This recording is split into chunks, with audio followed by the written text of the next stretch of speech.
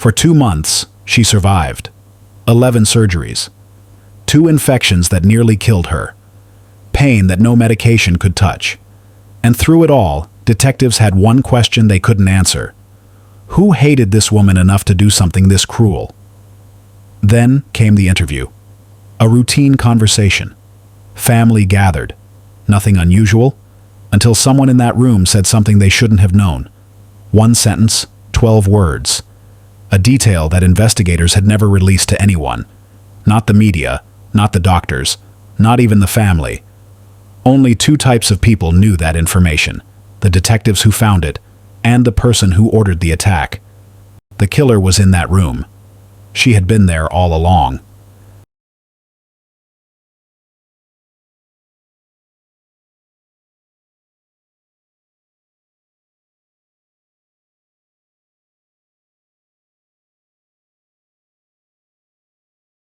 This is the story of Destiny and Dominique Williams, identical twins born 3 minutes apart in Detroit, Michigan, in early 1989. To anyone who saw them walking down the street, they were indistinguishable. Same honey brown eyes that caught the light just right. Same dimpled smile that could warm an entire room. Same infectious laugh that their mother Patricia said could be heard from 2 houses away. On the surface, these 2 women were mirror images of one another, products of the same womb, the same household, the same genetic blueprint that nature had decided to duplicate. But here is what nobody talks about when they discuss identical twins.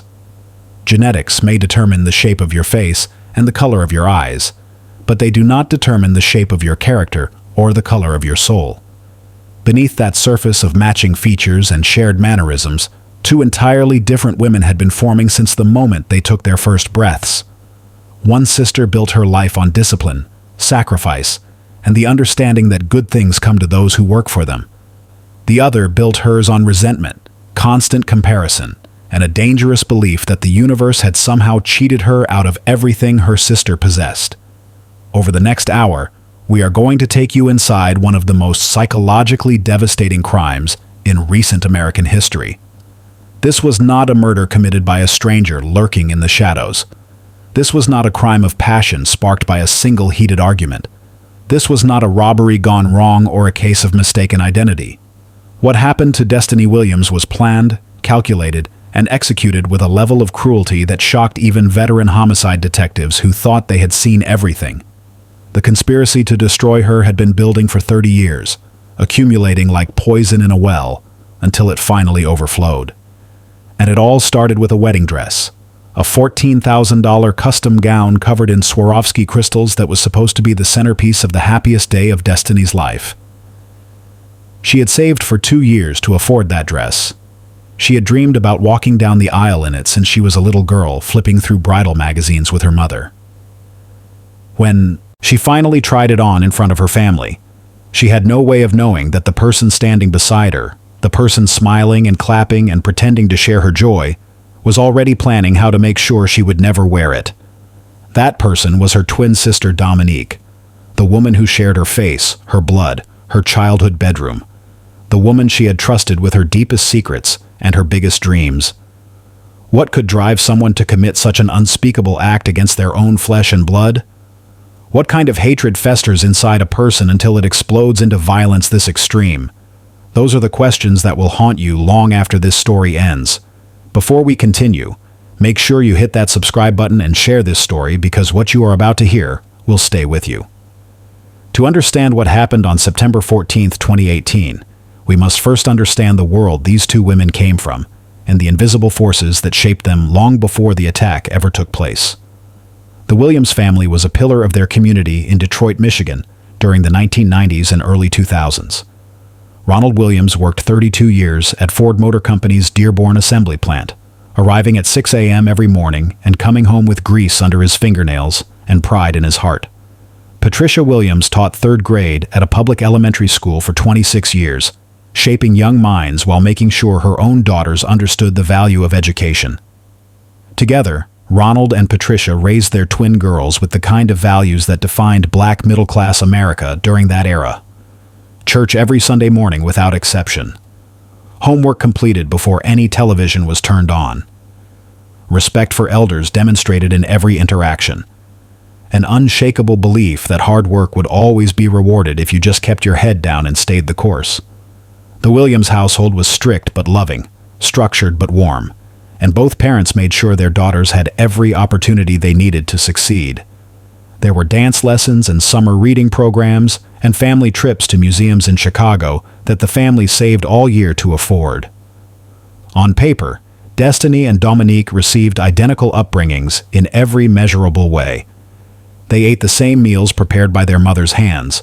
They followed the same curfews enforced by their father's stern voice. They attended the same schools and walked the same hallways and sat in many of the same classrooms.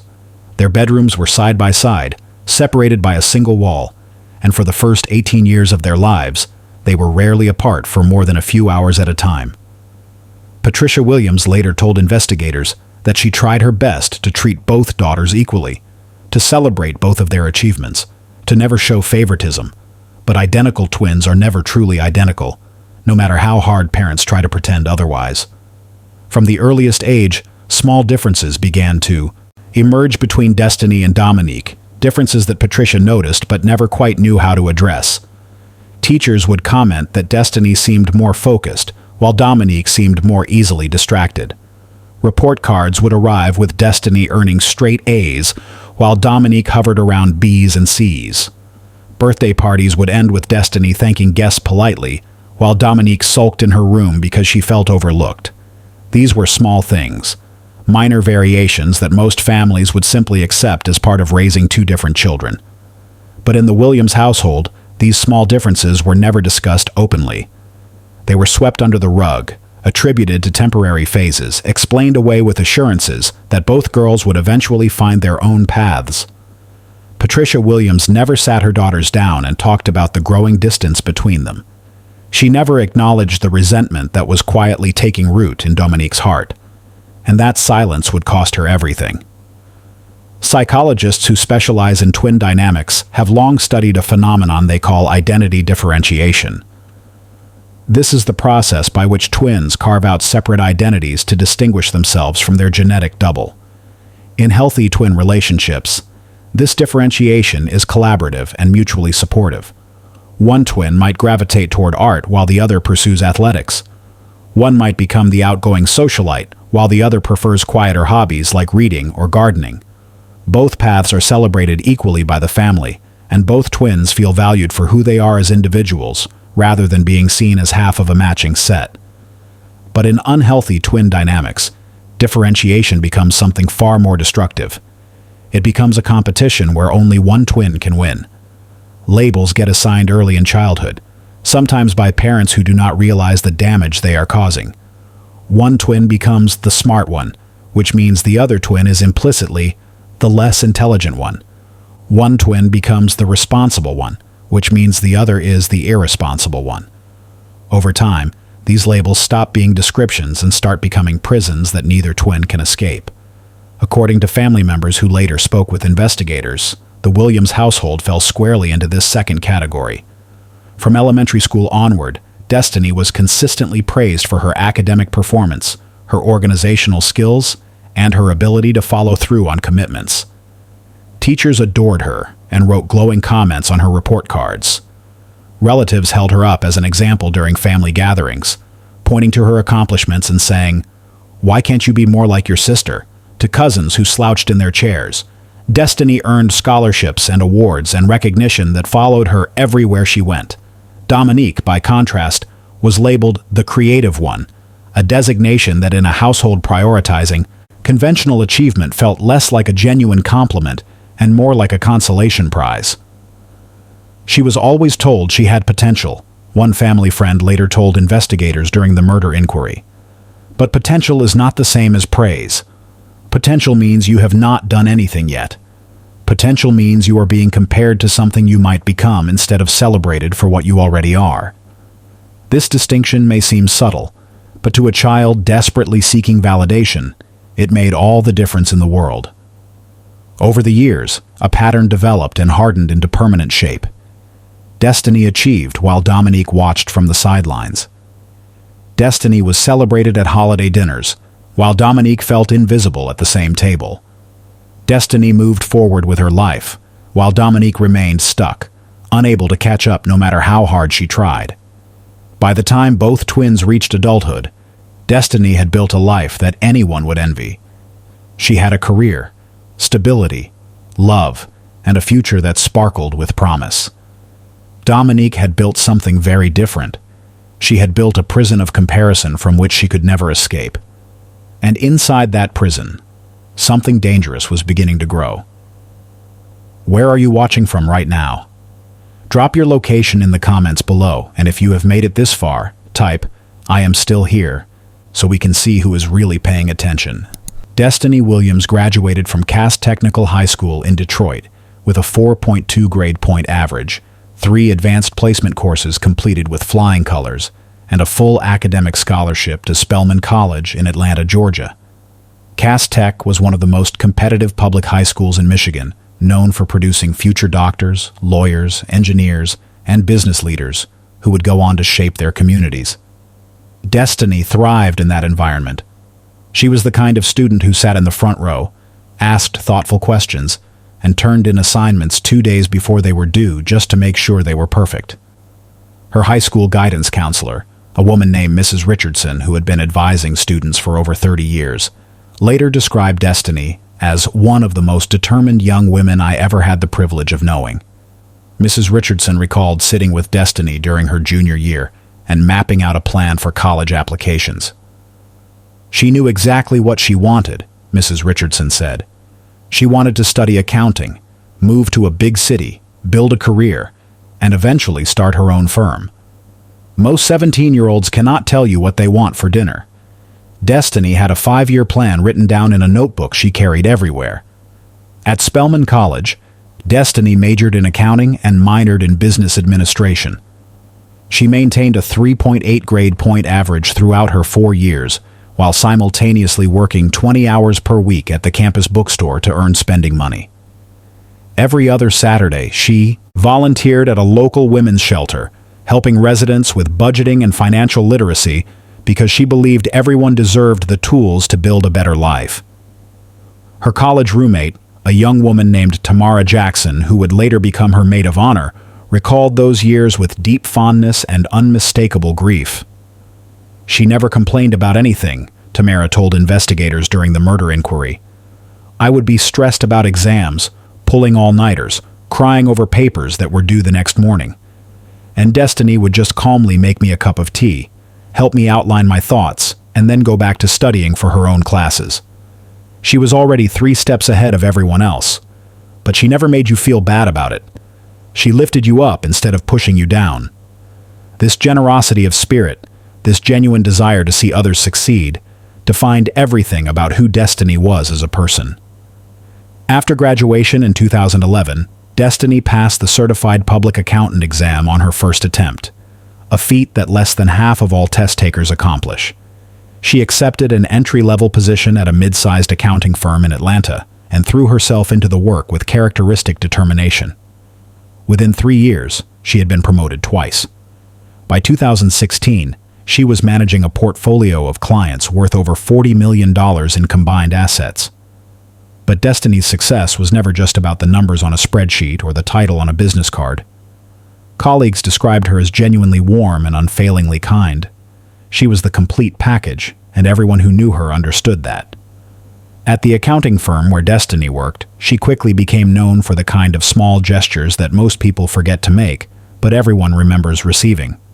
She was the colleague who brought homemade pound cake to office potlucks using her grandmother's recipe that had been passed down for 3 generations.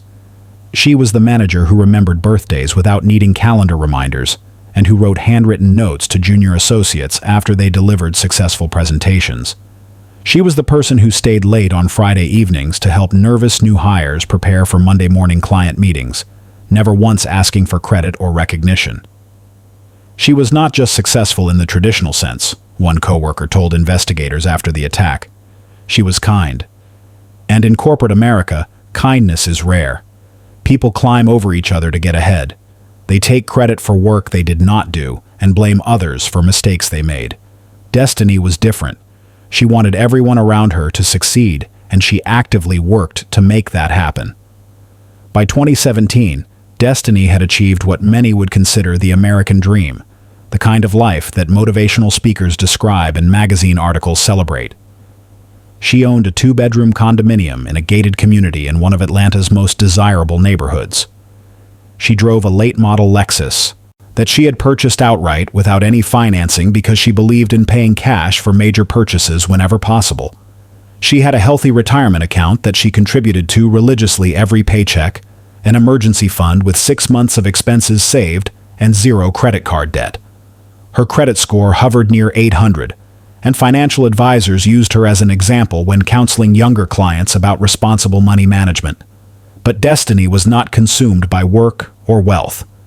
She maintained close friendships from college, spoke to her parents in Detroit at least twice per week, attended church regularly at a Baptist congregation near her home, and volunteered her time with local nonprofit organizations focused on financial literacy for underserved communities.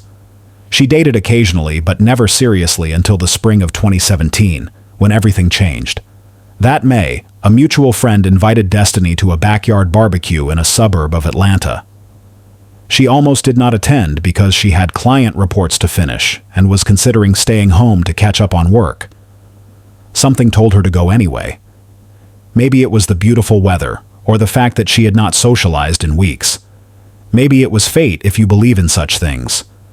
Whatever the reason, Destiny put down her laptop, changed into a sundress, and drove 30 minutes to a party that would introduce her to the love of her life. Brandon Taylor was standing by the grill when she arrived, talking to the host about college football and sipping a bottle of iced tea. Their eyes met across the backyard, and something sparked between them that neither could explain. Within 6 months, they would be planning their future together. If you are enjoying this story, take a moment to like, subscribe, and share it with your loved ones so they can learn from what happened and protect themselves from similar tragedies. Brandon Taylor was 31 years old when he met Destiny Williams at that backyard barbecue in May 2017. He stood 6 feet tall with broad shoulders, a warm smile, and the kind of quiet confidence that did not need to announce itself. He worked as a sales representative for a pharmaceutical company, spending his days visiting doctors' offices and hospitals to educate medical professionals about new medications. The job paid decently, but was not glamorous. Brandon was not wealthy by any standard. He drove a modest sedan, lived in a 1-bedroom apartment, and had student loans from college that he was still paying off nearly a decade after graduation. What drew Destiny to Brandon was not his career or his bank account or any of the superficial markers that society often uses to measure a man's worth. It was his authenticity. In a world full of people trying to impress and posture and present carefully curated versions of themselves, Brandon simply showed up as himself. He asked questions about Destiny's life and then actually listened to her answers instead of waiting for his turn to speak.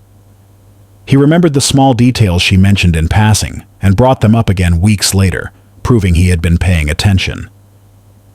"He did not try to impress me," Destiny wrote in her personal journal, an entry that would later be submitted as evidence during the murder trial. "He just listened, really listened. Like what I said actually mattered to him. Like I mattered." Within 3 months of that first meeting, Destiny and Brandon were inseparable. They fell into the easy rhythm of a relationship that feels destined rather than forced. Weeknight dinners at her condo, Saturday morning hikes in the Georgia mountains, Sunday evening phone calls that lasted for hours even when they had just seen each other the day before. Within 6 months, they had exchanged keys to each other's apartments. Destiny began keeping a toothbrush at Brandon's place. Brandon started storing a change of clothes in Destiny's closet. Their friends and family watched the relationship blossom with approval and genuine happiness. Patricia Williams told her daughter during a phone call that Thanksgiving, "I have never seen you smile this much. He must be something special." And he was special. Not because of his job or his money, but because of who he was as a person. In December 2017, Brandon proposed to Destiny. He did not plan a flashy public spectacle with hired photographers and flash mobs and viral video potential. Instead, he got down on one knee in Destiny's living room, on the same couch where they had watched their first movie together, with a modest diamond ring he had saved 6 months to afford. His hands were shaking. His voice cracked when he asked the question. "Destiny Williams, will you marry me and make me the happiest man alive?" She said yes before he finished the sentence. But what nobody knew was that the ring on Destiny's finger had just painted a target on her back. Someone was watching. Someone was seething. Here is where the story takes an important turn that would later prove devastating when the full truth finally emerged. Brandon Taylor was not wealthy. He had never been wealthy. His pharmaceutical sales job paid a comfortable middle-class income, but hardly the fortune that would attract someone motivated purely by greed. He had student loan debt, car payments, and rent on a one-bedroom apartment that consumed a significant portion of his monthly take-home pay. He was financially responsible, but far from rich. In reality, it was Destiny who financed almost everything in their relationship, and she did so willingly because she loved Brandon for who he was, rather than what he earned. When Brandon's car lease ended unexpectedly, and he did not have enough saved for a down payment on a new vehicle, Destiny quietly transferred money into his account so he could keep driving to work. When they went on weekend getaways to Savannah or Charleston, Destiny picked up the hotel tabs without making Brandon feel embarrassed. When they dined at nice restaurants to celebrate anniversaries and promotions, Destiny reached for the check more often than not, and most significantly, Destiny was paying for the entire wedding herself. The venue deposit, the catering contract, the flower arrangements, the photographer, the videographer, the string quartet, and especially the custom designer wedding dress, every single expense came from Destiny's savings account. Brandon contributed what he could, but the lion's share of the costs fell on the woman who had spent years building financial security through discipline and sacrifice. She never complained about this arrangement. She never threw it in Brandon's face or made him feel inadequate. "I am not marrying a bank account," Destiny told her college roommate Tamara during a phone conversation about wedding planning. "I am marrying the man I love. Money comes and goes. Careers change. What matters is finding someone who makes you laugh, who holds your hand when life gets hard, who shows up every single day and chooses you. Brandon does all of that." This was Destiny's philosophy in action. She measured people by their character, not their net worth. She had worked hard to build her own success and did not need a wealthy partner to validate her accomplishments. But Dominique saw something completely different when she looked at her sister's relationship. She saw a twin who seemed to have everything, including a handsome fiancé, while she remained single and lonely. She assumed that Brandon must be wealthy because Destiny's lifestyle appeared so comfortable. She never bothered to investigate the truth or ask questions about their financial arrangement. In Dominique's mind, Destiny was marrying into money and status while she was left behind with nothing. This assumption would become the foundation of a murder plot built entirely on a delusion. Dominique convinced herself that stealing her sister's identity would give her access to riches that did not actually exist. She was planning to kill for a fantasy. Thank you for your incredible support watching this story unfold. This channel keeps growing because of viewers exactly like you who care about these stories. Consider joining our YouTube membership today to unlock exclusive content and help us continue bringing you the cases that matter most. While Destiny was building her future brick by brick with patience and perseverance, Dominique's life followed a different trajectory entirely. Her path was marked by false starts, unfulfilled potential, and a growing sense that fate had somehow dealt her the wrong hand of cards. After graduating from Cass Technical High School with grades that were adequate but unremarkable, Dominique enrolled at Wayne State University in Detroit with plans to major in communications. She imagined herself becoming a television news anchor or a public relations executive, someone whose face would be recognized and whose voice would be respected. But she struggled with the transition from high school to college in ways that Destiny never had. The classes moved faster than she expected. The professors were less forgiving about late assignments and missed deadlines. The social scene was overwhelming, and she found herself going to parties instead of studying, choosing immediate gratification over long-term goals. Her grades slipped during the first semester, and by the second semester, she was on academic probation. She changed her major from communications to psychology, hoping a fresh start would reignite her motivation. When psychology proved just as challenging, she switched again to general studies. a major that required no specific direction. By the end of her sophomore year in 2010, Dominique had accumulated $30,000 in student loan debt and only 42 credits toward graduation.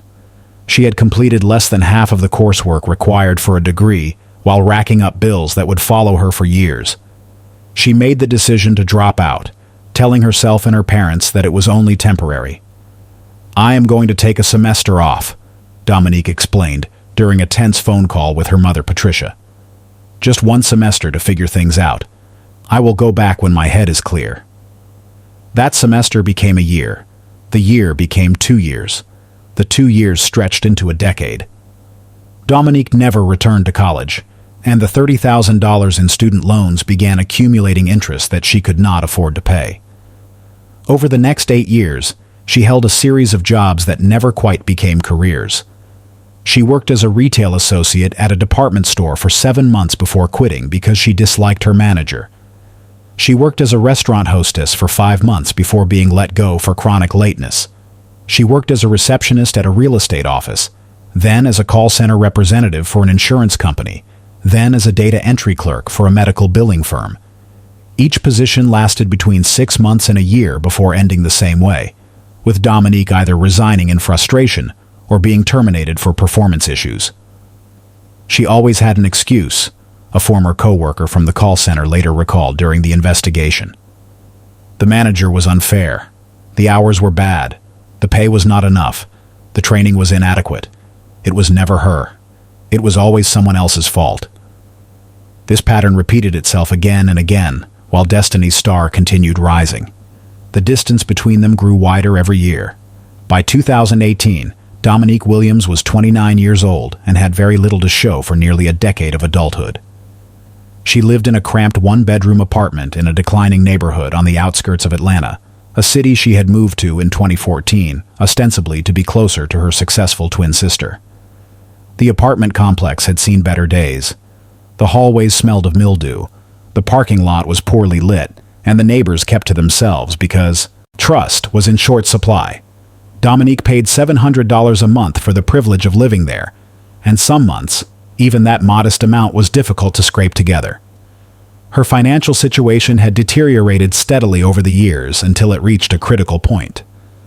She owed $19,000 across 4 different credit cards, all of which had been maxed out on purchases she could not remember and interest payments she could not afford. Her credit score had plummeted below 500, locking her out of any legitimate lending or housing opportunities. She had no savings, no retirement account, and no emergency fund. She lived paycheck to paycheck at a call center job that paid $13 an hour and offered no benefits. Her car, a 12-year-old Honda Civic with over 180,000 miles on the odometer, was one major repair away from the junkyard. The check engine light had been illuminated for 3 months because she could not afford to take it to a mechanic. The air conditioning had stopped working the previous summer, and she had spent the hottest months in Georgia driving with the windows down and sweat dripping down her face. Every time Dominique saw her sister, the contrast between their lives became impossible to ignore. Destiny lived in a beautiful condominium in a gated community with manicured lawns and a swimming pool. Destiny drove a late-model Lexus that still smelled like new leather. Destiny wore designer clothes and carried expensive handbags and spoke confidently about retirement investments and stock portfolios. Destiny had a handsome fiancé who adored her, and a wedding date circled on the calendar, and a future that sparkled with endless possibility. And Dominique had nothing. No career, no savings, no relationship, no prospects. Nothing but debt and disappointment, and the slow realization that her life was not going to magically improve on its own. Every time she looked at Destiny's matching face, she saw a mirror that reflected everything she was not. The honey-brown eyes that they shared seemed to mock her, as if asking, "Why did you fail when we had the same opportunities?" The bitterness that had been building since childhood began to harden into something more dangerous than ordinary resentment. Dominique stopped seeing her sister as a person with her own struggles and flaws. She started seeing her as a symbol of everything that had gone wrong, and symbols can be destroyed. Dominique began having thoughts that she never shared with anyone. dark thoughts that visited her at night and refused to leave. To understand Dominique's psychological state in the months leading up to the attack, we must examine the nature of envy itself and how it can transform from an ordinary human emotion into something capable of motivating violence. Dr. Rebecca Holloway, a forensic psychologist who has spent over 2 decades studying crimes motivated by envy and identity disturbance, provided valuable insight into the mental processes that can lead someone to harm the people closest to them.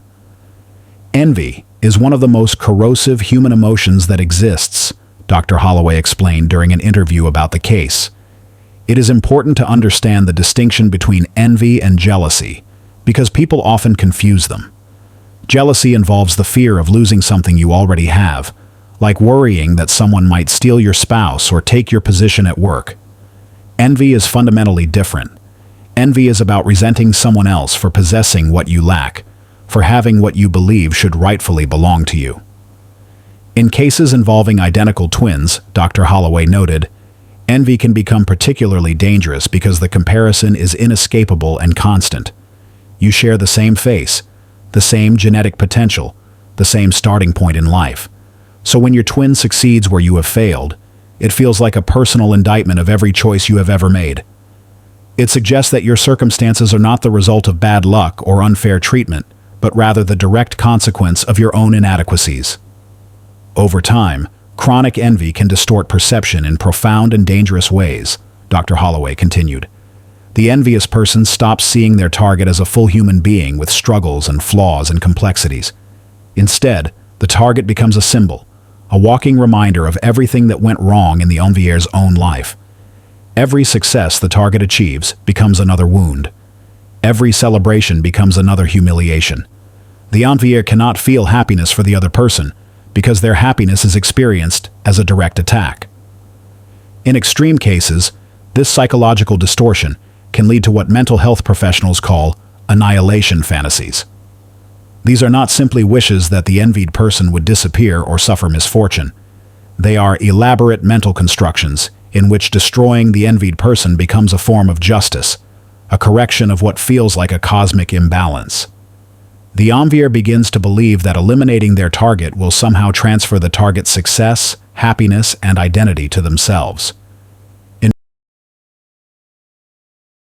September 13, 2018, one day before the attack that would end Destiny Williams's life as she knew it, the bride-to-be stood in the bridal suite of the Garden Room, an upscale event venue in Atlanta's Midtown district where she would marry Brandon Taylor in less than 24 hours. Surrounding her were the women who meant the most to her in the world.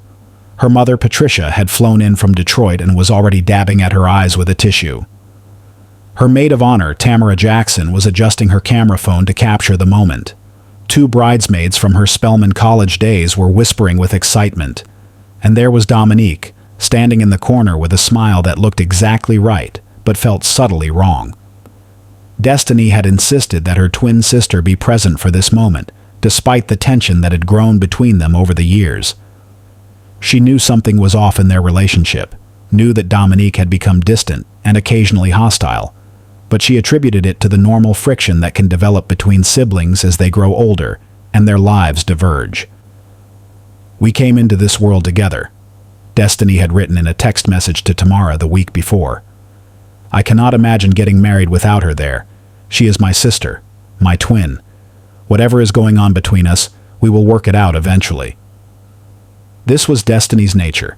She believed in family, in reconciliation, in the enduring power of blood bonds to overcome temporary disagreements.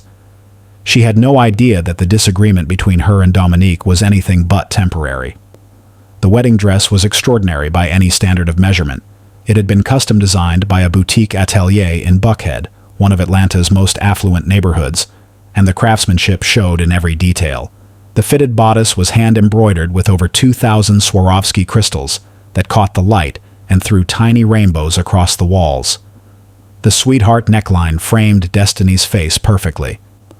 The cathedral-length train pooled behind her like spilled silk, extending nearly 8 feet across the fitting room floor.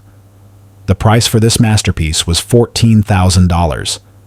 Destiny had saved for 2 years to afford it, setting aside money from every paycheck, cutting expenses wherever possible, sacrificing vacations and dining out and new clothes because she knew exactly what she wanted.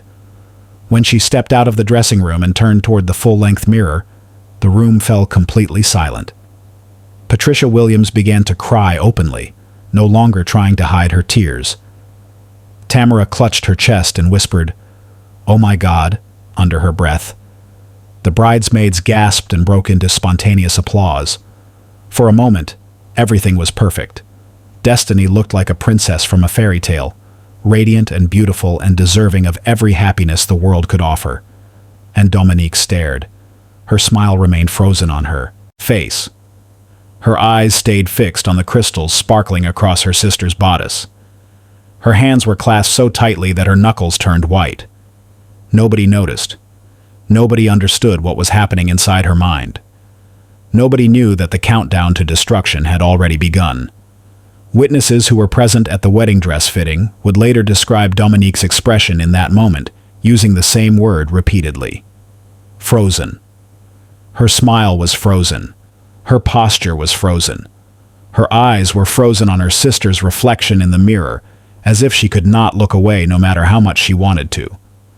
Patricia Williams, who was standing closest to her daughter, later told investigators that she thought Dominique was simply overwhelmed by the beauty of the moment. "I thought she was happy," Patricia said during one of her interviews with detectives, her voice breaking with grief and confusion. "I saw tears in her eyes and I assumed they were tears of joy. I assumed she was proud of her sister. I did not know." She could not finish the sentence. Some truths are too painful to speak aloud. What Patricia could not have known, what none of the women in that fitting room could have possibly understood, was that Dominique had already been planning this moment for months, not planning to celebrate it, not planning to document it with photographs and happy memories. She had been planning to destroy it. According to phone records and text messages recovered after Dominique's arrest, she had first contacted the men who would carry out the attack in June 2018, 3 full months before the wedding dress fitting.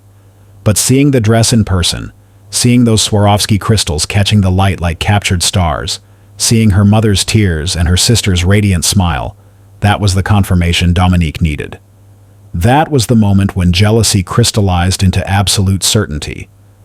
Looking at Destiny in that designer gown was like looking at everything Dominique believed had been stolen from her. The success, the stability, the love, the happiness, the future. Every crystal sewn into that bodice felt like a personal insult. Every gasp of admiration from the women in the room felt like a condemnation of Dominique's failures. Every tear of joy that fell from Patricia's eyes felt like proof that their mother had always loved Destiny more. The emotional logic was distorted and self-destructive, but in Dominique's mind, it made perfect sense. She would not simply ruin her sister's wedding. That would be too temporary, too easily recovered from. Destiny could reschedule. Destiny could find another venue, another date, another dress. No. Dominique wanted something permanent, something that could never be undone.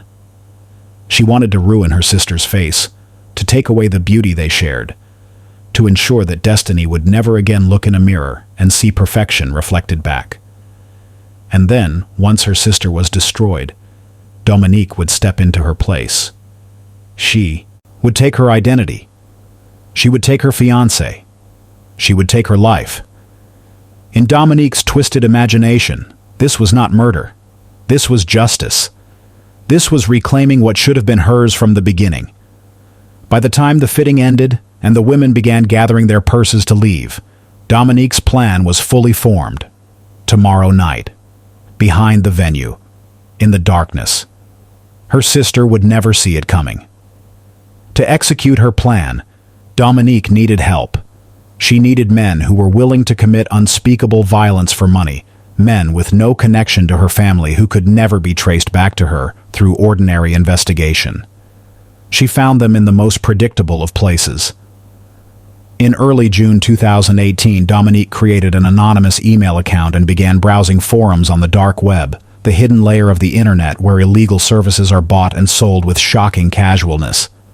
Her initial posts were vague and carefully worded, designed to attract attention without incriminating herself too directly.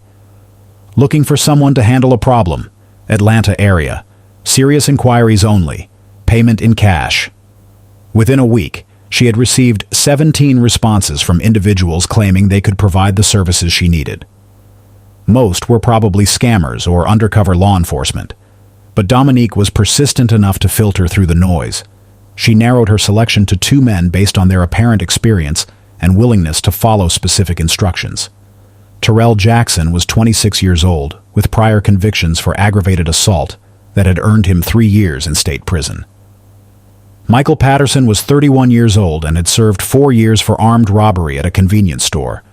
Both men were out on parole, struggling to find legitimate employment, and desperate enough for money to consider almost any offer. On June 28, 2018, Dominique met both men in person for the first time. The location was a parking lot behind a closed grocery store in a rundown section of Atlanta, chosen specifically because there were no security cameras and no witnesses. She arrived in her battered Honda Civic, parked in the shadows, and waited until Jackson and Patterson approached her window. The conversation lasted less than 15 minutes. She paid them $4,000 in cash as a down payment, with the remaining $4,000 to be delivered after the job was completed. The total agreed-upon price was $8,000, but money alone was not enough to ensure success. Dominique provided something far more valuable than cash. She provided intelligence. Over the following weeks, she fed Jackson and Patterson a steady stream of information about her sister's habits, schedule, and vulnerabilities. She told them that Destiny often stepped outside during evening events to take phone calls away from the noise and crowds. She told them that the venue where the wedding rehearsal dinner would be held had a back alley, with no security cameras, no lighting, and no foot traffic after 9 o'clock at night. She told them that her sister was trusting, predictable, and would never suspect danger from an unexpected direction. She told them exactly what time to strike and exactly what to do. "Do not kill her," Dominique instructed during one of their planning meetings, according to testimony Jackson would later provide in exchange for a reduced sentence. "I do not want her dead. I want her ruined. I want her face gone. I want her to be nothing." And then she added words that would haunt the investigation. "After you are done, I will take her place." Friday, September 14th, 2018. The night before what should have been the happiest day of Destiny Williams' life. 53 guests gathered at the Garden Room, an upscale event venue in Atlanta's Midtown District, for the rehearsal dinner that would set the stage for tomorrow's ceremony. The evening was everything Destiny had hoped for and more.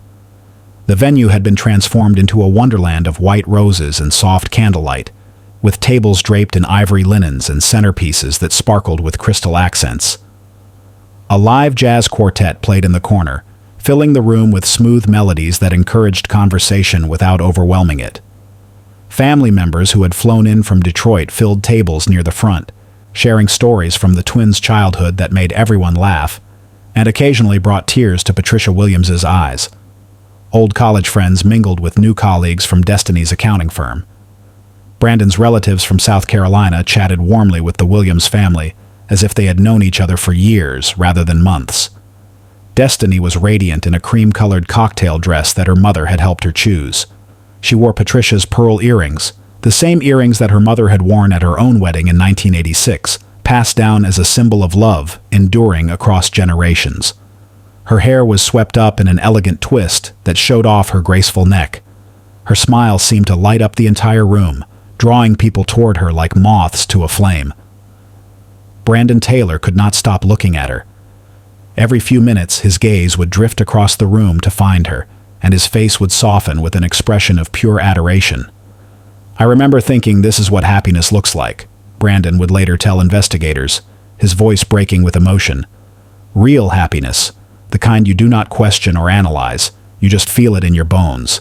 She was glowing, and I could not believe I was going to spend the rest of my life with this woman.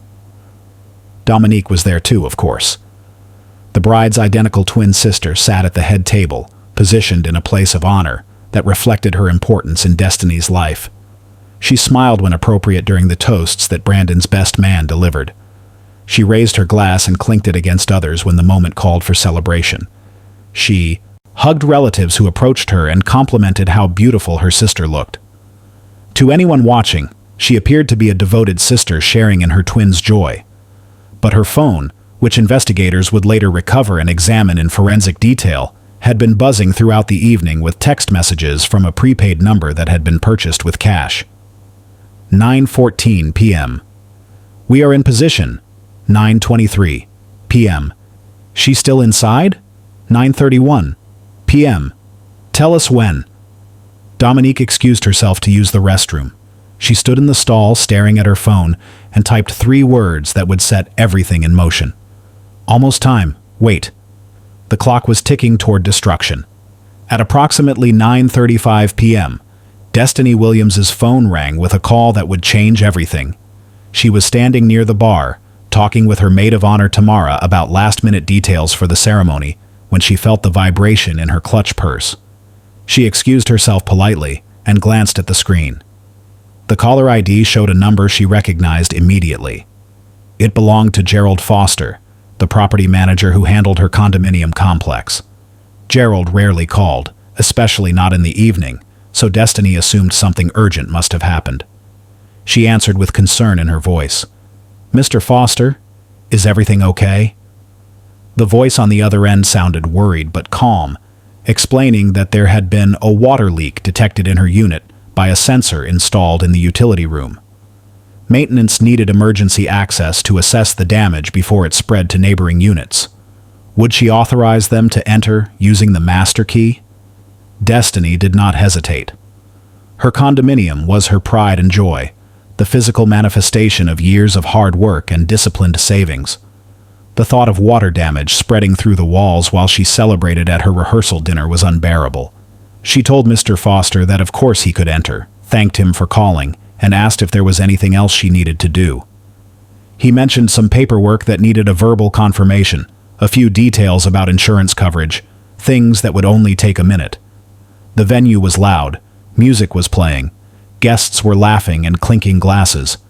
Destiny could barely hear the conversation over the ambient noise. She told Mr. Foster to hold for just a moment while she found somewhere quieter. She kissed Brandon on the cheek, whispered that she would be right back, and walked toward the hallway at the back of the venue, past the restrooms, through a service door, into the alley behind the building where deliveries were made and where the air was cool and silent. It was dark out there. The single security light that should have illuminated the alley had been shattered at some point in the previous 2 hours, though Destiny did not notice. She was focused on her phone, on the imaginary leak, on solving a problem that did not actually exist. Gerald Foster, her actual landlord, was sitting in his living room at that moment, watching a baseball game. He had made no phone call. His number had been spoofed using widely available software that anyone could download and use for free. Dominique had provided Jackson and Patterson with the landlord's name and phone number weeks earlier. She had studied her sister's habits meticulously and knew that anything involving the condo would make Destiny drop whatever she was doing. Make her think it is an emergency related to her apartment, Dominique had instructed during one of their planning meetings. Something with water or electricity. She will leave any party for that. Destiny did exactly what her sister predicted she would do. She walked into the darkness alone, believing she was solving a problem. She had no idea she was walking into a trap. What happened next would take less than 4 minutes. 4 minutes to destroy everything Destiny Williams had built. 4 minutes to steal her future, her face, and nearly her life. According to the reconstruction provided by prosecutors during the trial, Destiny was standing approximately 15 feet from the service door, still on the phone with the spoofed number, when 2 figures emerged from behind a dumpster positioned at the far end of the alley. She did not have time to scream. One of the men, later identified as Terrell Jackson, grabbed her from behind with enough force to knock the breath from her lungs. His gloved hand covered her mouth before any sound could escape. The other man, Michael Patterson, struck her in the stomach with a closed fist, doubling her over and leaving her gasping for air that would not come. Her phone clattered to the ground, the call still connected, recording fragments of what happened next that would later be used as evidence. The attackers did not speak except to give each other terse commands. They moved with the efficiency of men who had discussed this plan multiple times and knew exactly what was expected. According to Jackson's later testimony, they had rehearsed the sequence 3 times in the days leading up to the attack, walking through each step to minimize the time spent in the alley. The goal was to be finished within 5 minutes and disappear before anyone noticed Destiny was missing from the party. What followed was an act of calculated cruelty that would later prompt the lead prosecutor to describe it as the most deliberately sadistic crime she had witnessed in 22 years of legal practice. The men did not simply assault Destiny. They followed a script written by her own sister. Every instruction Dominique had provided was executed with cold precision. The violence was not random or frenzied. It was methodical, designed to cause maximum damage while keeping the victim alive. When the physical assault was complete, one of the attackers removed a plastic container from inside his jacket. The container was unremarkable, the kind of bottle you might find in a hardware store or industrial supply company. Inside was approximately 16 ounces of a viscous liquid with a sharp chemical odor. Patterson held Destiny's arms behind her back while Jackson unscrewed the cap. Neither man showed any hesitation or remorse. The liquid inside that container was not household drain cleaner, the kind you might buy at a grocery store to unclog a bathroom sink. It was an industrial-grade sulfuric acid compound manufactured under the brand name Drainmaster Pro, a product so powerful it was designed to dissolve metal pipes and organic blockages in commercial plumbing systems. This substance was not available to ordinary consumers. Purchasing it required a business account with a licensed industrial supply company. Dominique had bought it herself 11 days earlier, using a fake business name and cash payment. Now that same acid was about to be poured on her sister's face. The acid made contact with Destiny's skin at approximately 9:42 p.m. The chemical reaction was immediate and devastating. Sulfuric acid at this concentration does not simply burn the surface of the skin. It breaks down organic tissue at the molecular level, destroying cells faster than the body can respond. The pain is described by survivors as unlike anything else in human experience, a searing agony that overwhelms every other sensation and makes coherent thought impossible. Destiny collapsed against the concrete wall of the alley, her body convulsing from shock and trauma. The attackers did not linger to admire their work. They turned and ran, disappearing into the network of side streets and empty lots that surrounded the commercial district. Within 90 seconds of pouring the acid, they were gone, leaving Destiny alone in the darkness with injuries that were already beginning to spread. The acid continued working even after the container was empty.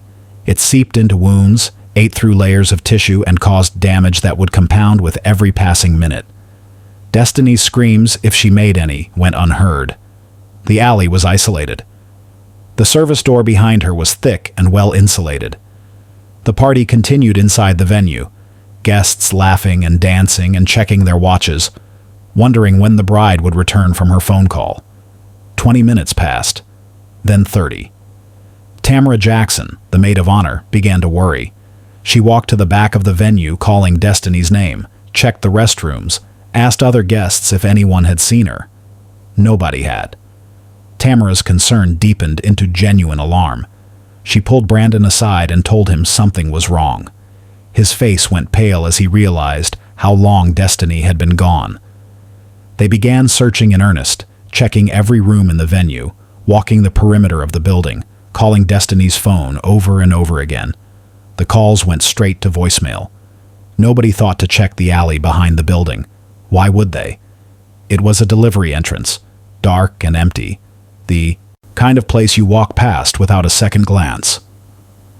At 11:47 p.m., more than 2 hours after the attack, a security guard named Douglas Wright was making his routine rounds behind the row of commercial buildings adjacent to the garden room. Douglas worked the night shift for a private security company, patrolling empty storefronts and checking locks. It was boring work mostly, the kind of job where nothing ever happened. Until tonight. Douglas smelled it before he saw it. A chemical odor, sharp and acrid, like a swimming pool mixed with something rotten. It burned his nostrils and made his eyes water. He followed the smell down the alley, his flashlight sweeping across dumpsters and discarded pallets, until the beam landed on something crumpled against the wall. At first he thought it was a pile of clothes. Then he saw it moving. What Douglas Wright discovered that night would haunt him for the rest of his life. He had found Destiny Williams, barely clinging to life. The woman who should have been dancing at her wedding was fighting to survive. Douglas Wright would later testify that he could not look at Destiny's face for more than a second. What he saw in that fraction of time was enough to make him stumble backward, his stomach lurching, his hand shaking so badly he nearly dropped his flashlight. He had served 4 years in the Army before becoming a security guard. He had seen injuries before. He had never seen anything like this. He called 911 at 11:49 p.m., his voice cracking as he struggled to describe what he had found. "There is a woman here, behind the venue on Peachtree Street. She is burned. Her face is burned. I think she is dying. Please send someone now." The dispatcher kept him on the line, asking questions, trying to gather information while emergency responders were deployed. Douglas crouched near Destiny, afraid to touch her, afraid to move her, speaking words of comfort that she probably could not hear. Paramedics arrived at 11:57 p.m. The lead responder was a 12-year veteran named Marcus Thompson, who had seen car accidents, house fires, gunshot wounds, and every other trauma that urban emergency medicine could offer. He approached the scene with professional calm, already assessing the situation before he reached the patient. Then he saw her face, and his calm fractured for just a moment. "In over a decade of emergency response, I had never seen injuries so deliberately cruel," Thompson would later testify during the murder trial. Burns from accidents look different. They are random, uneven, concentrated where the heat source made contact. These burns were intentional. Someone had poured something on her face on purpose. The pattern told me that immediately. Destiny was conscious but barely responsive. Her breathing was shallow and labored, her pulse weak and thready, her body temperature dropping from shock. The paramedics stabilized her as best they could, starting IV lines to combat dehydration, administering pain, medication that could only take the edge off her agony, covering her wounds with sterile dressings soaked in saline solution. The ride to Grady Memorial Hospital took 9 minutes. During that time, the lead paramedic contacted the hospital's burn unit to ensure a team was ready and waiting. He described the injuries in clinical language that could not capture the horror of what he was seeing. Acid burns covering a significant portion of the patient's facial tissue, respiratory distress consistent with inhalation of chemical vapors, signs of additional physical trauma suggesting assault. Prognosis unknown, but grave. Inside the venue, the rehearsal dinner had devolved into chaos. Someone had overheard the 911 call and rushed inside to tell Brandon. He sprinted out the service door, Tamara and several guests close behind, and found the alley blocked by emergency vehicles with flashing lights. A police officer stopped him from approaching the ambulance, but not before he caught a glimpse of the stretcher being loaded inside. He did not recognize the woman on that stretcher. Her face was not a face anymore. It was only later, after the ambulance had screamed away into the night, that someone told him the victim was wearing Destiny's jewelry, the pearl earrings, her mother's pearl earrings. Brandon collapsed against the wall and began to weep. Lead Detective James Morrison received the call at 12:14 a.m. on September 15th, what would have been Destiny Williams's wedding day. Morrison was a 23-year veteran of the Atlanta Police Department's Homicide and Assault Unit, a man who had seen the worst that human beings could do to one another and had learned to compartmentalize the horror in order to do his job. He arrived at Grady Memorial Hospital's burn unit within the hour, notebook in hand, already forming questions that needed answers. His partner, Detective Sarah Mitchell, met him in the hospital parking lot. She was younger, with 12 years on the force, but equally experienced in violent crime investigation. The two had worked together for 6 years and communicated in the shorthand that develops between partners who have seen too much together. "What do we know?" Morrison asked as they walked toward the entrance. "Victim is Destiny Williams, 29 years old, accountant, engaged to be married today. Found in an alley behind the venue where her rehearsal dinner was happening. Acid burns to the face and upper body. Evidence of sexual assault. Attacker or attackers unknown." Morrison stopped walking for a moment, processing the information. Acid burns, at her own rehearsal dinner. Someone knew she would be there. Mitchell nodded. This was not random. Random attacks do not involve industrial chemicals. Random attacks do not happen in specific locations at specific times. This was planned. The question that would define the next 2 months of investigation hung in the air between them. If this was planned, then who planned it? Who hated Destiny Williams enough to orchestrate something this elaborate, this cruel, this deliberately designed to destroy rather than simply kill? Over the next 48 hours, the detectives conducted more than 60 interviews with venue staff, rehearsal dinner guests, neighbors who lived near the alley, workers from surrounding businesses. The canvas produced frustratingly little useful information. Nobody had seen suspicious individuals lurking near the venue. Nobody had heard screaming or sounds of a struggle. Nobody had witnessed anything that might identify the attackers. The venue's security cameras proved equally unhelpful. The system was old, with gaps in coverage, and the alley where the attack occurred was completely unwatched. The single light that should have illuminated that space had been deliberately shattered, the glass still scattered across the pavement when crime scene technicians arrived. But forensic evidence told a different story than the witnesses. Crime scene technicians recovered partial shoe prints in the alley that matched 2 different individuals, both male based on shoe size and stride pattern. They recovered Destiny's shattered phone, which still held the spoofed call log showing her landlord's number. Most importantly, they recovered the plastic container that had held the acid. The container had been wiped clean of fingerprints, suggesting the attackers had taken precautions. But the acid itself would provide a critical lead that would eventually crack the case wide open. Someone had purchased that specific chemical from a specific store, and stores keep records. The acid used in the attack on Destiny Williams was not a common household product that anyone could purchase from a grocery store or home improvement chain. Forensic chemists at the Georgia Bureau of Investigation identified it within 72 hours as a high-concentration sulfuric acid compound manufactured under the brand name Drainmaster Pro. This was a product designed exclusively for commercial applications, powerful enough to dissolve the organic blockages and mineral deposits that accumulate in industrial plumbing systems. This identification was enormously significant for the investigation. Drainmaster Pro was not available at Home Depot or Walmart or Lowe's or any other retailer that serves ordinary consumers. It could not be purchased online through Amazon or any mainstream e-commerce platform. Buying this product required a business account with a licensed plumbing or industrial supply company, and most distributors required proof of commercial licensing before completing a sale. Detective Morrison immediately recognized the investigative opportunity this presented. If the attackers had purchased the acid locally, there would be records. Distributors track inventory. Transactions are logged. In an age of computerized point-of-sale systems, almost nothing is truly anonymous. Within 72 hours of the attack, Morrison and Mitchell had obtained purchase records from every distributor of Drainmaster Pro in the greater Atlanta metropolitan area.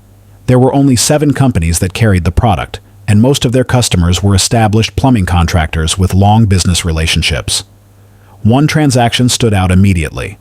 On September 3, 2018, 11 days before the attack, a customer identified as D. Williams had purchased 1 gallon of Drainmaster Pro from a commercial supply company located in DeKalb County.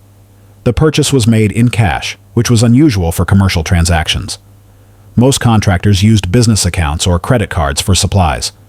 The customer had provided a fake business name, Premier Plumbing Solutions, which did not appear in any state licensing database. The phone number provided was disconnected when detectives tried calling it. The address given was a vacant lot in a commercial district that had not seen new construction in years. Whoever made this purchase had taken steps to avoid identification, but they had made one critical mistake. The store had security cameras. Detectives obtained the footage and studied it carefully. The camera quality was mediocre, typical of small businesses that invest in security systems, but not high-end equipment. But the image was clear enough to make out essential details. The customer was a woman in her late 20s with honey brown eyes and a distinctive dimpled smile. She wore a baseball cap pulled low on her forehead, but her face was visible when she turned to leave the store. Detective Morrison stared at that image for a long time.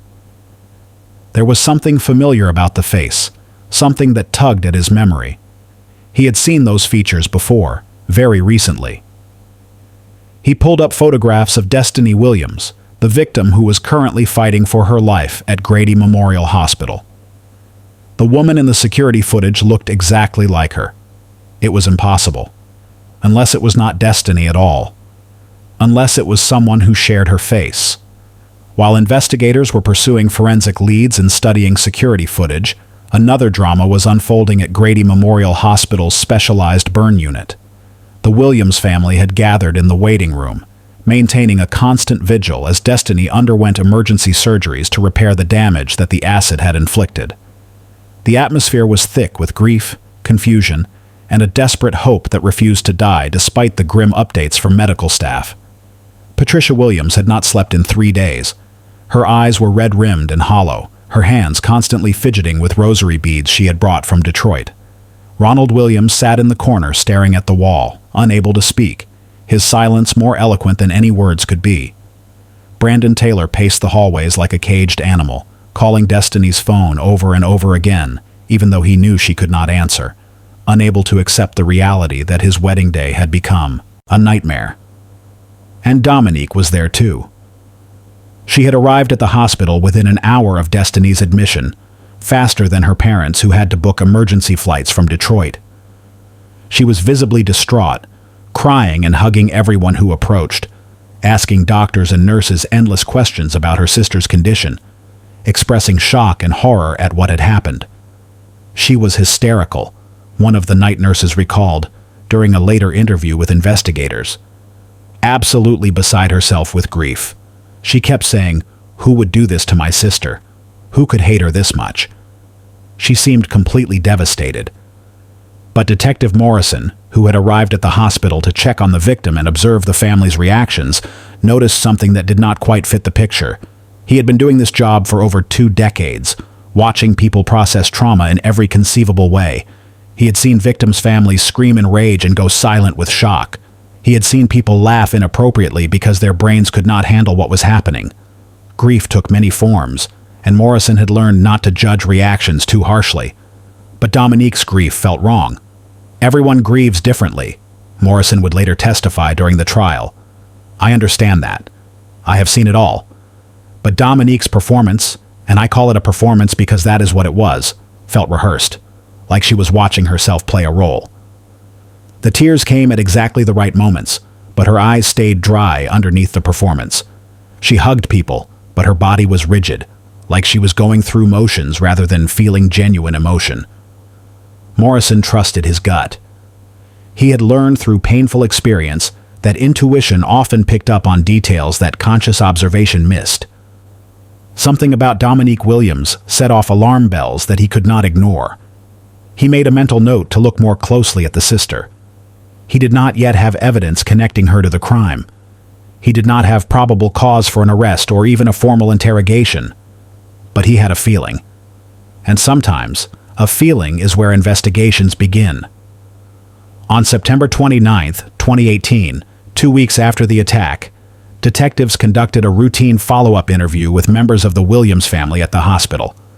By this point, Destiny had survived the initial surgeries, but her condition remained critical and unstable. She was heavily sedated most of the time, drifting in and out of consciousness, unable to communicate beyond occasional moans of pain that broke the hearts of everyone who heard them.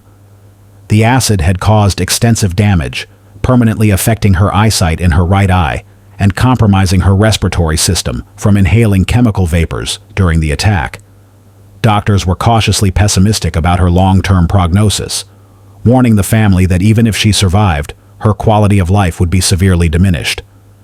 The interview took place in a small conference room adjacent to the ICU. Present were Patricia and Ronald Williams, Brandon Taylor, Dominique Williams, and 2 family friends who had traveled from Detroit to offer support. Detective Morrison led the questioning while Detective Mitchell took notes and observed body language. The questions were routine, designed to gather background information that might reveal connections the detectives had missed. Had anyone noticed suspicious behavior in the weeks before the rehearsal dinner? Had Destiny mentioned any conflicts at work or in her personal life? Did she have enemies, competitors, anyone who might harbor resentment against her? The answers were unremarkable. Nobody had noticed anything unusual. Nobody could imagine who would want to hurt Destiny. She was beloved by everyone who knew her. And then, as the interview was winding down, Dominique made a comment that would alter the course of the entire investigation. A nurse had inadvertently left a clipboard on the conference room table, one that contained Destiny's medical chart with detailed information about her injuries. Dominique glanced at the chart, then looked up at Detective Morrison with an expression that seemed almost casual. "Did they ever find the store where you bought that drain cleaner?"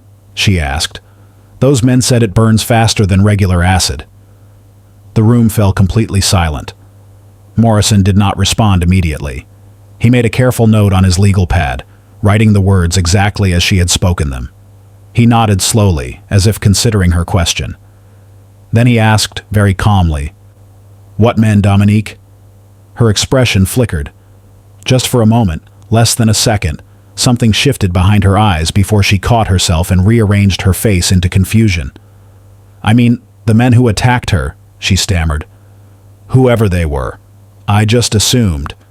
Does drain cleaner not cause burns like this?" Morrison nodded again. "It does. But Dominique, we never told anyone what type of chemical was used.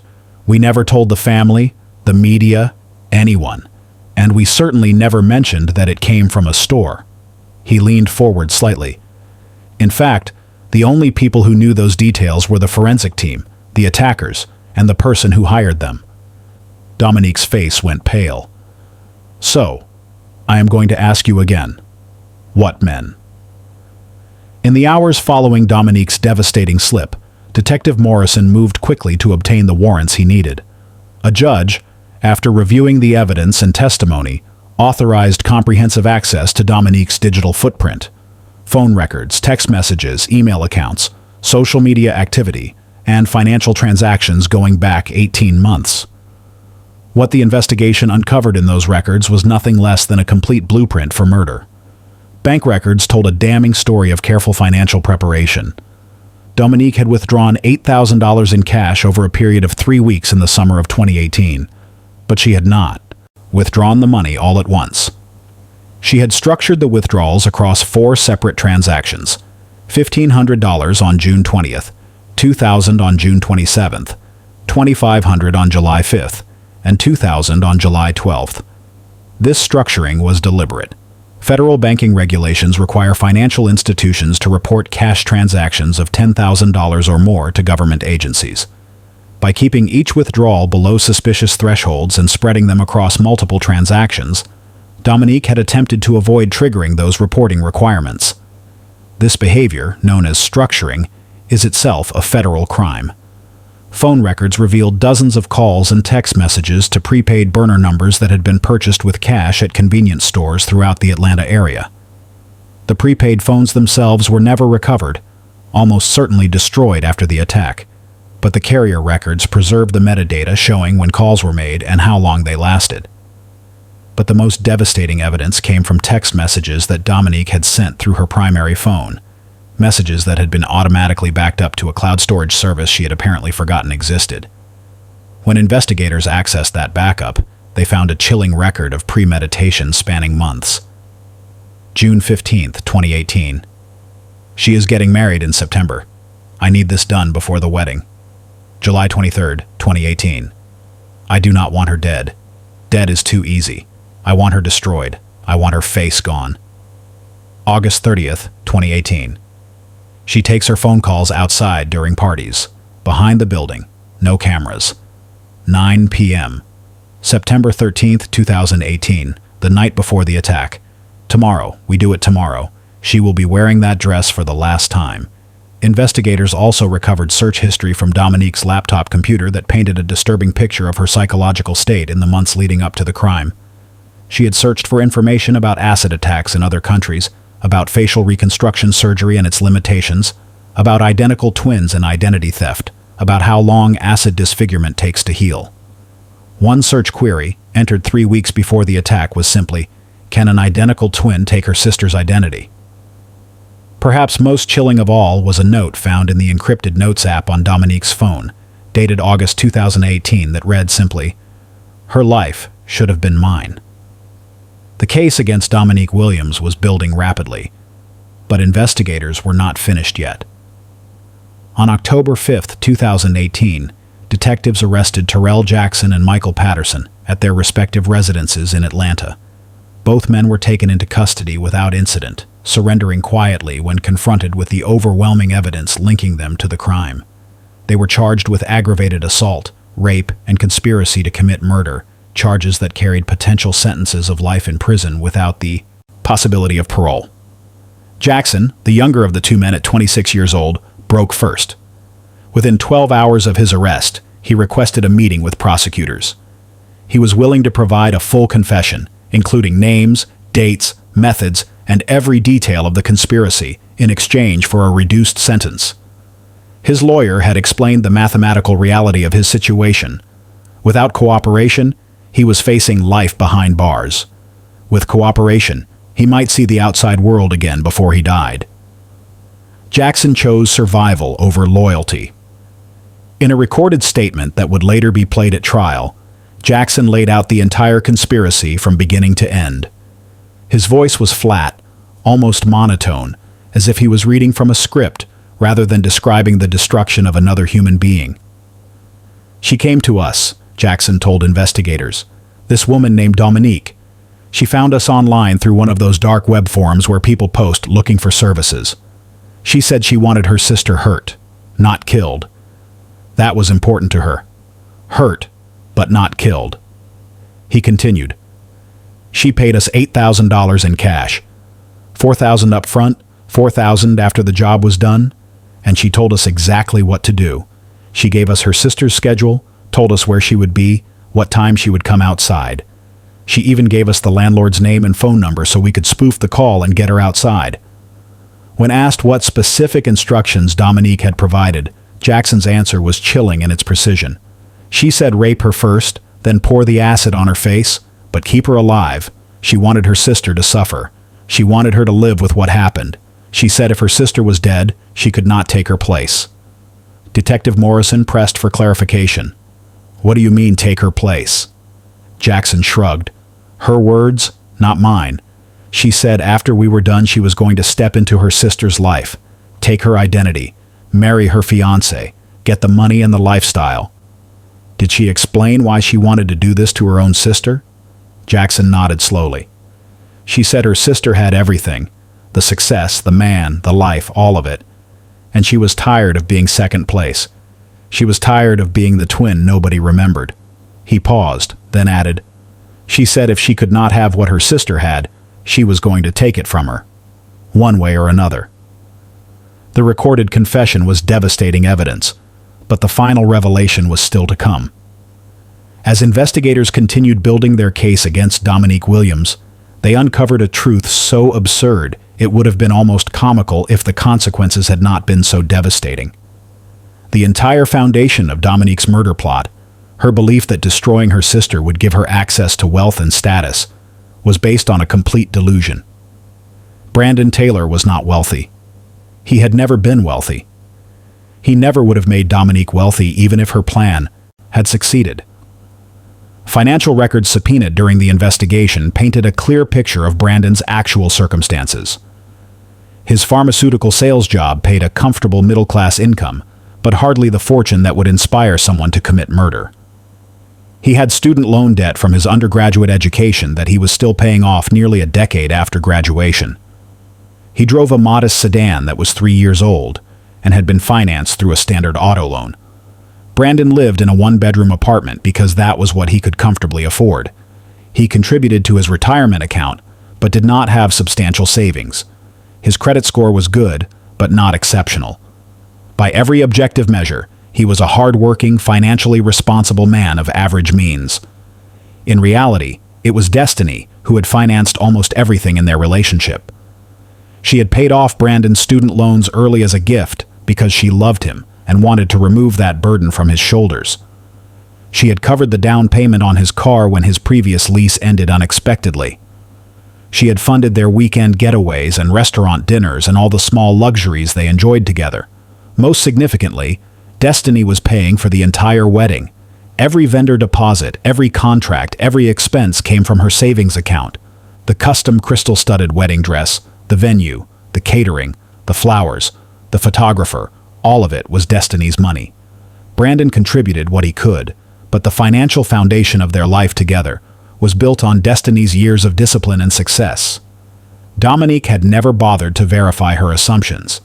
She had seen Destiny's beautiful condominium, her luxury car, her designer clothes and expensive jewelry, and concluded that Brandon must be the source of this wealth.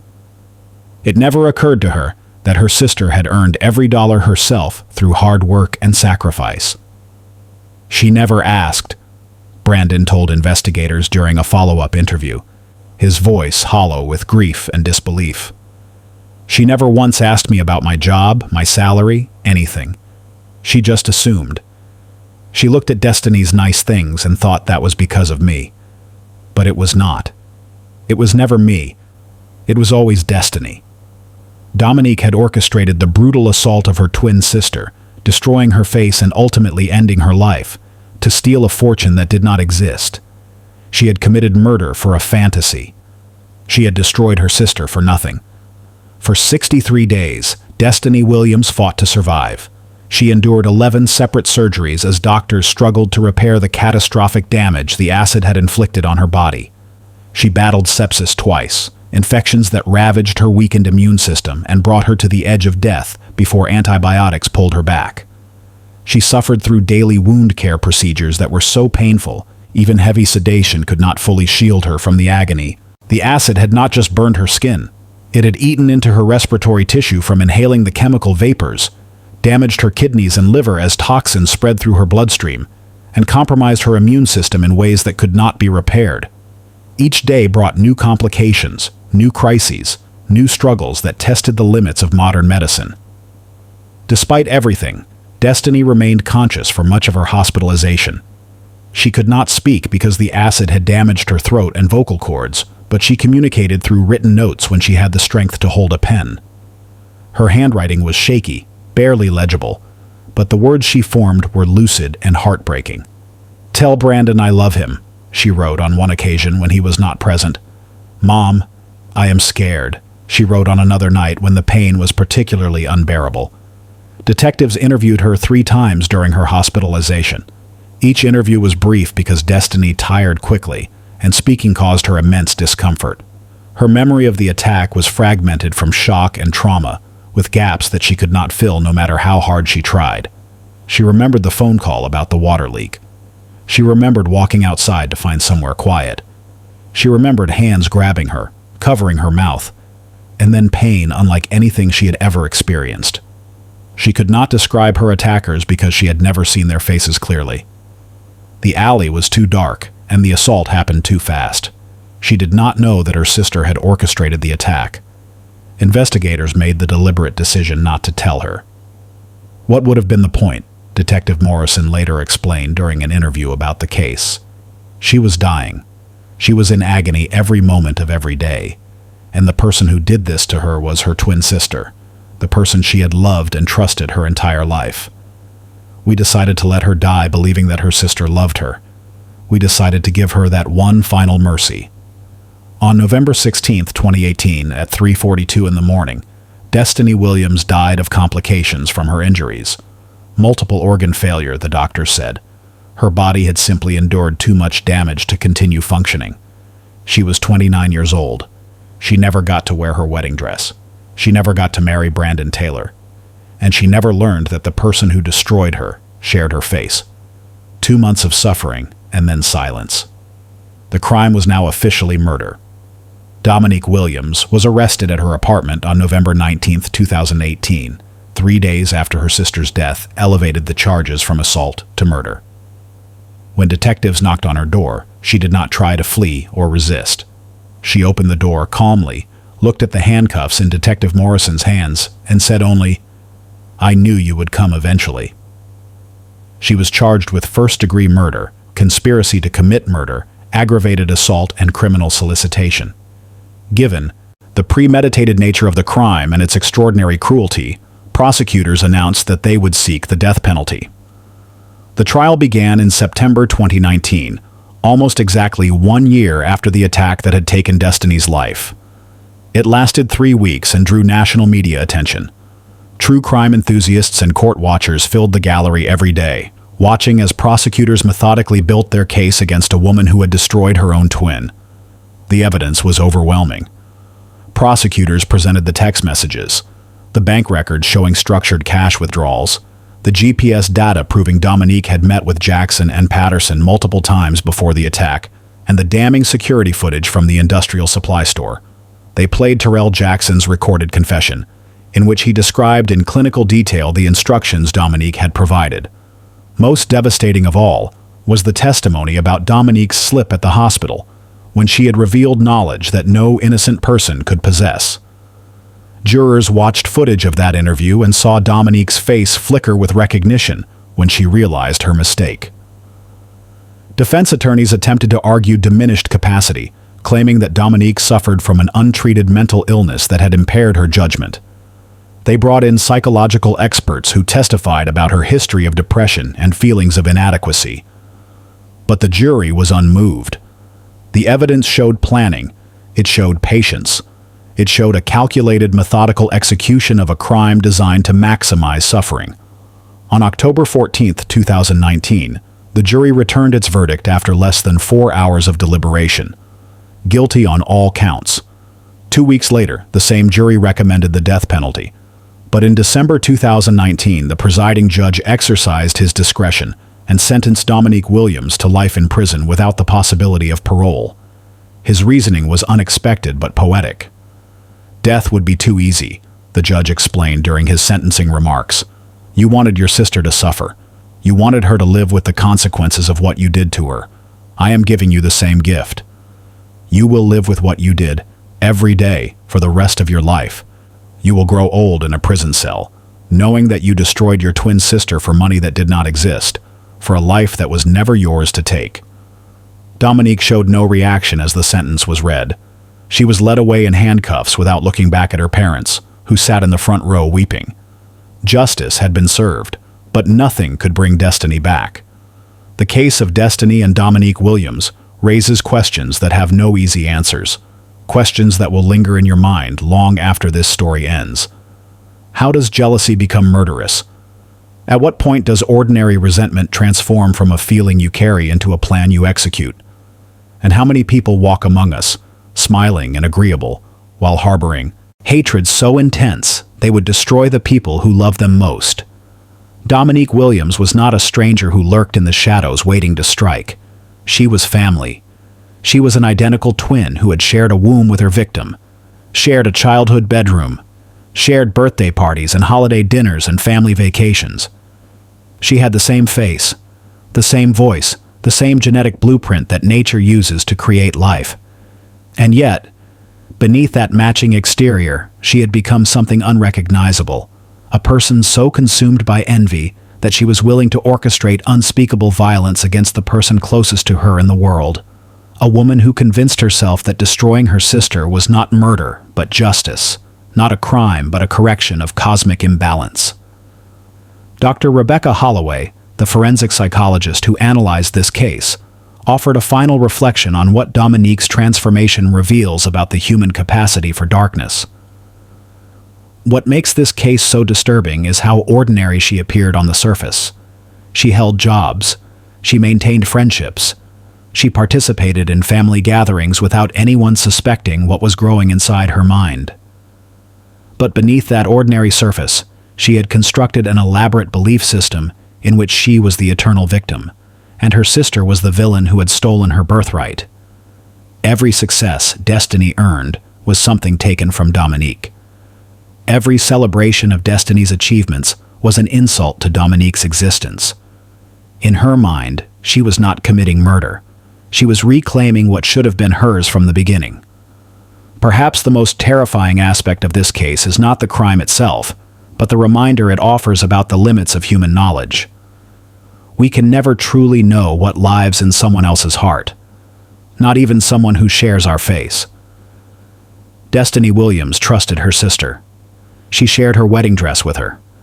She invited her to every celebration, every milestone, every important moment of her life.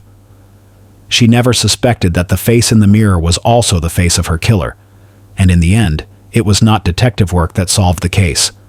It was not forensic evidence or witness testimony. It was a single sentence, a careless slip that revealed knowledge no innocent person could possess. Dominique revealed herself not through guilt, not through remorse, but through the one detail she should never have known. She knew too much, and that knowledge condemned her. The question that lingers is simple but disturbing. How many killers walk among us right now, hiding in plain sight, waiting for the moment they reveal themselves with the one detail they should never have known? Dominique Williams is currently serving life without parole at Pulaski State Prison in Georgia. She has never expressed remorse for what she did. In the years since her conviction, she has refused all interview requests and has had no contact with her parents. Terrell Jackson remains incarcerated and will be eligible for parole in 2048. He will be 56 years old. Michael Patterson, who did not cooperate with prosecutors, will die in prison. He has filed multiple appeals, all of which have been denied. Patricia and Ronald Williams buried one daughter and lost another to a prison cell. They have spoken publicly about their grief only once, on the one-year anniversary of Destiny's death. "I do not know how to mourn," Patricia said through tears. "I lost both my children on the same night. One was murdered. The other became a murderer. How do you grieve that?" Brandon Taylor has never remarried. He moved to Charlotte, North Carolina, seeking distance from the city where his future was stolen. He keeps Destiny's engagement ring in a box on his nightstand. "I think about her every day," he said during a rare interview. Not about what happened, about who she was, her laugh, the way she made everyone feel important, the life we were supposed to have together. The wedding dress, the Swarovski-studded gown that Destiny never wore, remains in her parents' closet in Detroit. They could not bring themselves to sell it or donate it. It hangs there still, wrapped in plastic, a monument to a day that never came. Destiny Williams would have been 35 years old this year. She is not forgotten. Thanks for watching. Please remember to like, share, and subscribe for more stories like this. Your support means everything to this channel.